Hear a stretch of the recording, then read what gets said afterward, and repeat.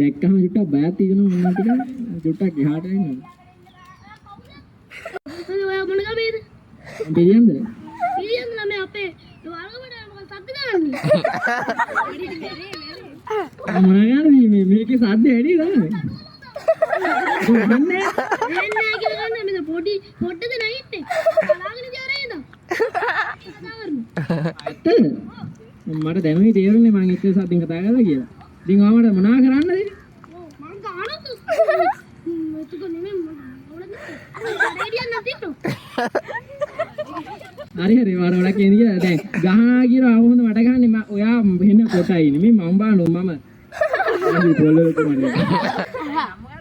මගේ නම එස්තේ ෂෙනු. එස්තේ ෂෙනු මානගයි. හරි ඇත්තටම මාලකම ලෙච්චලු කොට බයි හිටින්න නෑ නේ. නෑ හරි ඔයා දිනවාද?